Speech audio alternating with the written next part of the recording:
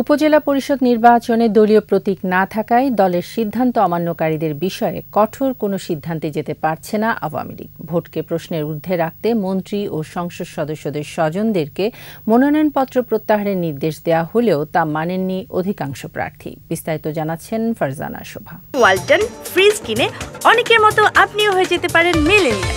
সেরা পণ্যের সেরা অফার।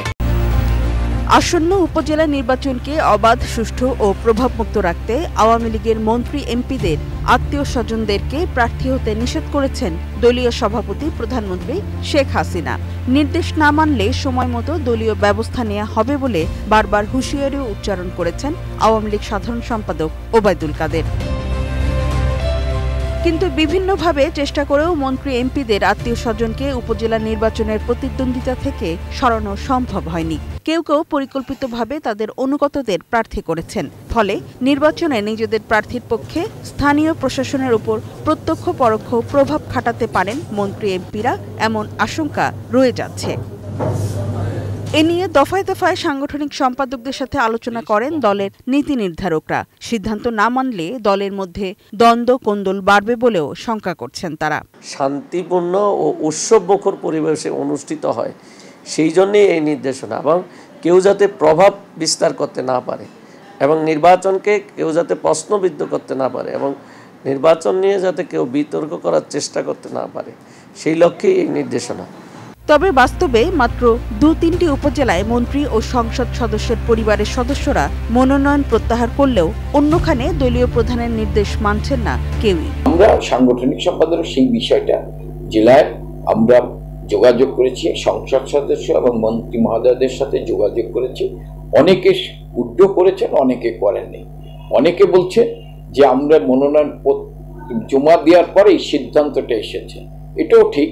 বিভিন্ন প্রার্থীর বিরুদ্ধে প্রভাব প্রদর্শন, শৃঙ্খলা ও আচরণ ভঙ্গের বিষয়ে দলের কেন্দ্রীয় কার্যালয়ে জমা পড়েছে বেশ কয়েকটি অভিযোগ। সেগুলো তাৎক্ষণিক সমাধানের চেষ্টা করছেন সাংগঠনিক দায়িত্বপ্রাপ্ত নেতারা। নির্দেশনা অনুযায়ী অনেকেই প্রত্যাহার করেছে এবং দ্বিতীয় ধাপ, তৃতীয় ধাপে কিন্তু সেই ধরনের সংখ্যা নেই।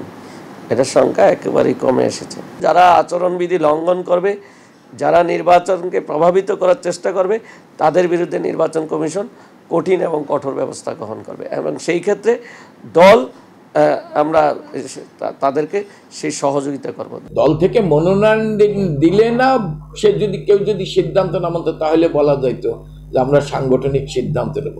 আর এটা হচ্ছে যে আমাদের নেত্রী নির্দেশনা দিয়েছে নির্বাচনে একটি প্রভাবমুক্ত রাখার জন্য। আমরা নির্বাচনটাকে ভালো করার ক্ষেত্রে সর্বাত্মক সহযোগিতা করব, দলের পক্ষ থেকে সরকারও সহযোগিতা করবে। প্রথম দফার নির্বাচনকে অ্যাসিড টেস্ট হিসেবে দেখে পরের ধাপগুলোতে সিদ্ধান্ত পরিবর্তনের ইঙ্গিত দিয়েছে দলটি। ৩০ এপ্রিল গণভবনে দলের কেন্দ্রীয় কার্যনির্বাহী কমিটির সভায় এ বিষয়ে আসতে পারে নতুন কৌশলের দিক নির্দেশনা। ফারজানা শোভা, ২১ টেলিভিশন, ঢাকা। ওয়ালটন ফ্রিজ কিনে অনেকের মতো আপনিও হয়ে যেতে পারেন মিলেনিয়াল। সেরা পণ্যের সেরা অফার।